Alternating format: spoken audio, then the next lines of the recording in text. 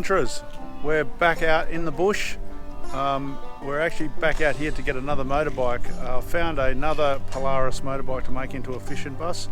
And this one's for Mark. We're going to make this one into his fishing bike. So we're nearly out there on site to pick it up. We'll hop in and do the last leg and go see what it's like.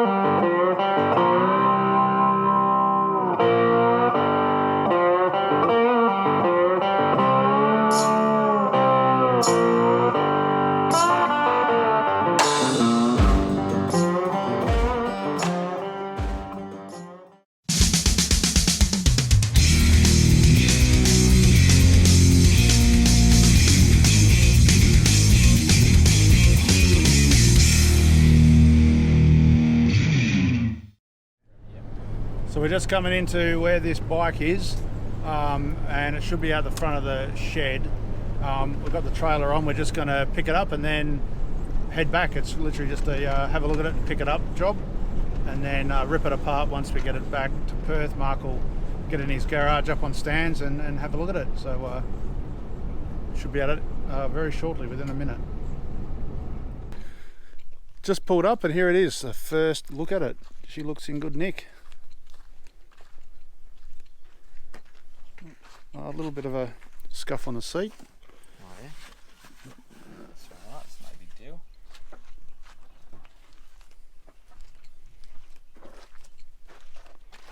But she looks in good nick.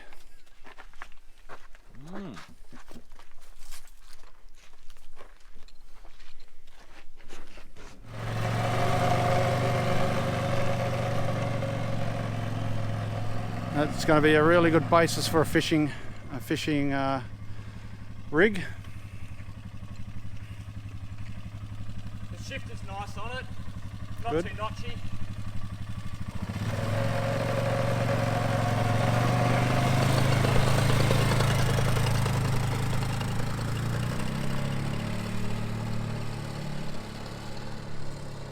Seems to be making a little bit of CV noise, so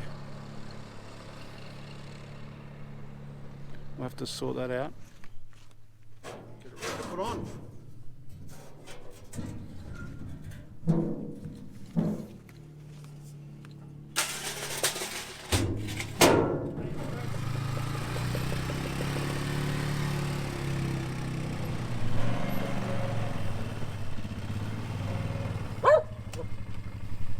See if it fits.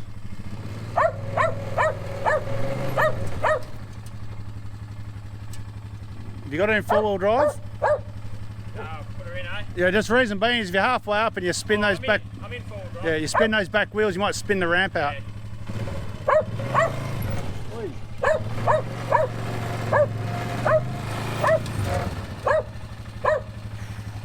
Gotta go straight in. Just watch the back tyres. It'll be the back tyres that'll be tight. Yeah. All good. Gonna fit?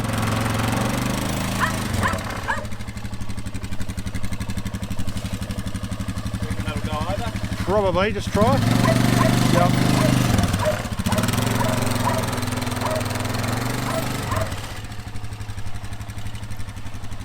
There you go. You know it fits in this type of trailer. It's about the same tightness as the 700. You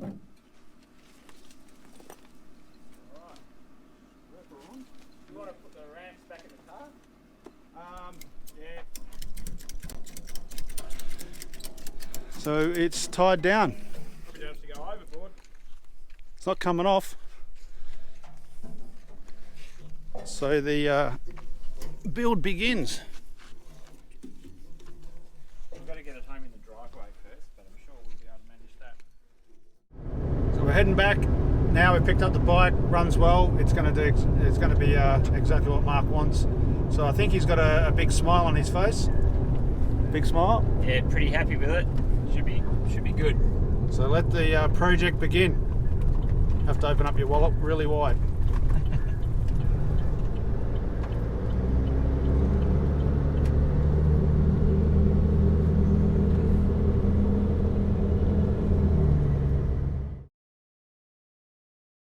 Heading over to Mark's Polaris to see where he's up to. He's stripped the plastics off, so he got the axles out and he's cleaned it up. So we're going to head over and have a look and maybe do a bit of work, change some oils, things like that. And I'll get some video of where he's up to. So let's get on the road and in an hour I'll be there.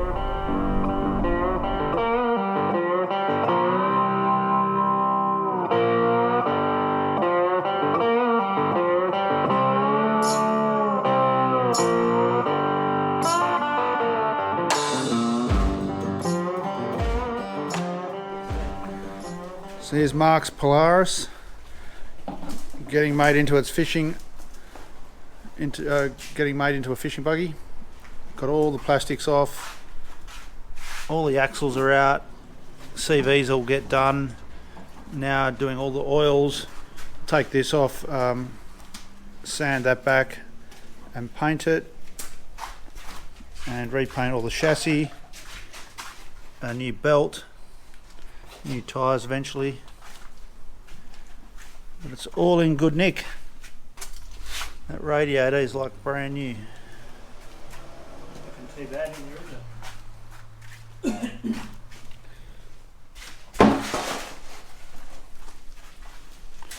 So we'll start with the engine. These ones have a separate oil tank here. Is that it? Separate oil tank, Yeah, big plastic compared to the to mine, or the 700, which has its oil in the engine. It's probably 9/16. 9/16 and 14 mil are the same. Well, the Canadians call it a 14 mil, but the Americans probably call it a 9/16. So we'll see how much metal's on the back Yes. of this. See if anything falls out. Take off this. Oh yeah. Here she goes. Looks like engine oil for sure. So just one thing we've found is these brakes are pretty well done. That's actually rubbing on the backing plate, and the other backing plate actually had worn through the metal. That's how much wear is on this. So obviously new brake pads, but also the disc may be a bit warped.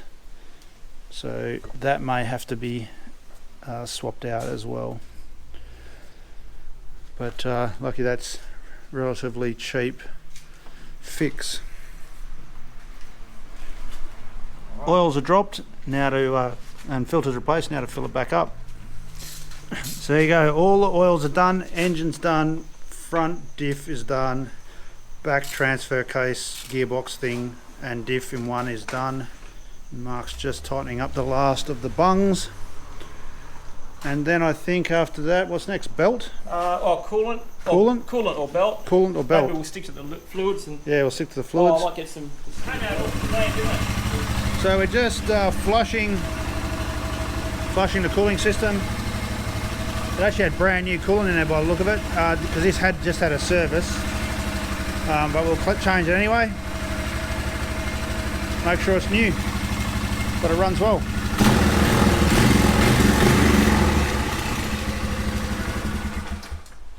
Alright. I can pull that bottom one off and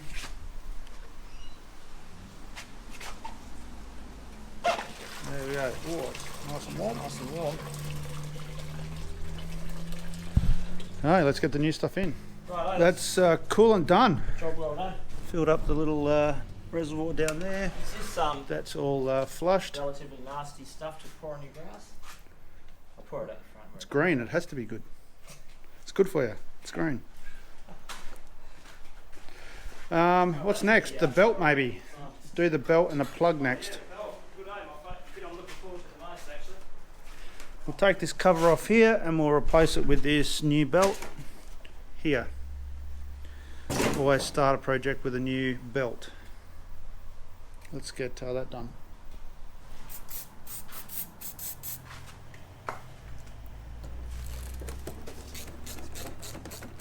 Another clamp there. Yeah. So this is the belt system. It's just a big V-belt, like an old harvester drive setup. We'll pull it off and put it on again. Oh no, leave it on there. Yeah, leave it on, it'll be fine. We'd already put it on there, so I'll grab the camera to give you a look. There's just weights in here, and as this spins, it just opens and closes this sheave. This one here has springs in it, and this opens and closes and just changes the ratio between this. This is how these gearboxes work, and they are the best type of gearbox for beach work because there is no gears to change, so no snap changes, and that's how they work. Oh, we'll get the cover back on.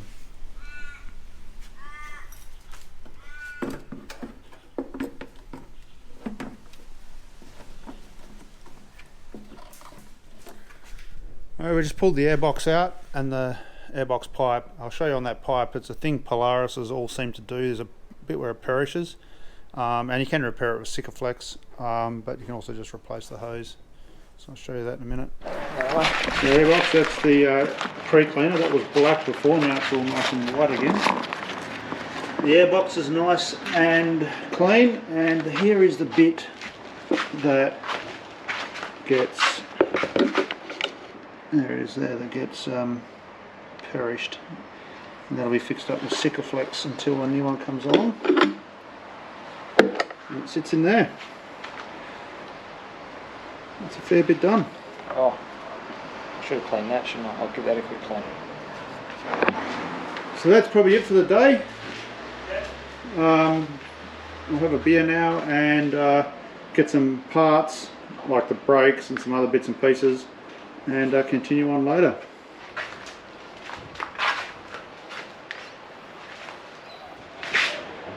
And this is just all the plastics off the bike, so they've all been removed and they're just piled up here, ready to go back on when everything else is done.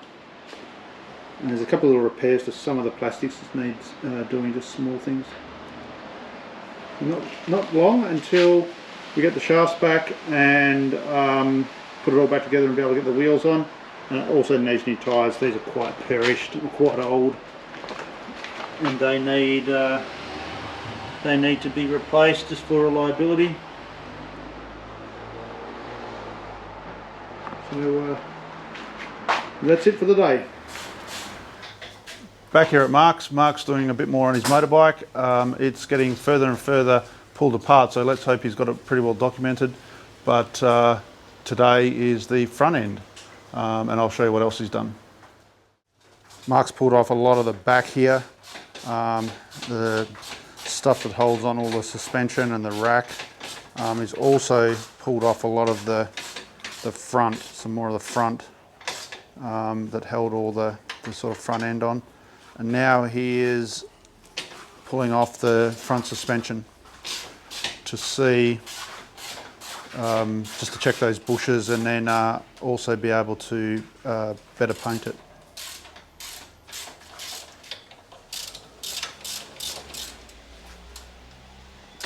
I'm getting both spinning.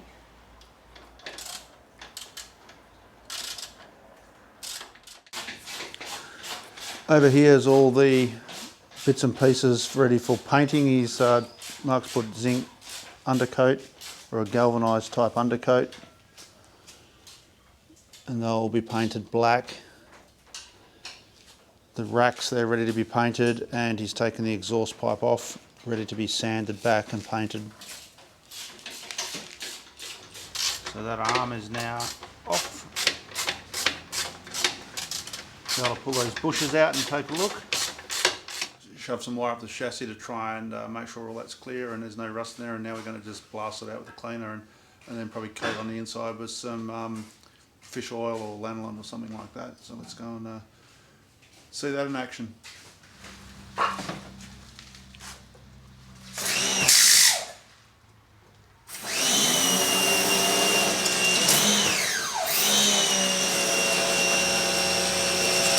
Coming out all the air holes.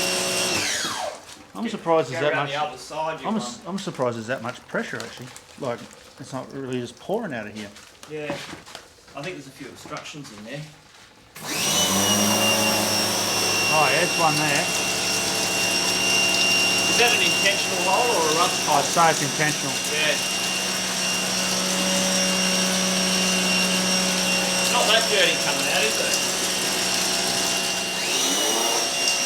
Oh yeah, it's fairly far back out this end. It's taken a long time to get to the back. I thought that would have just... pretty pressurised in there, though. There's obviously some sort of obstruction. Yeah. Not exactly pouring out. No. That looked pretty brown, doesn't it? And the wire went all the way through. Yeah.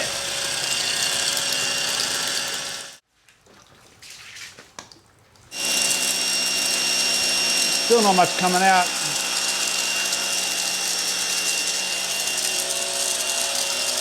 Well,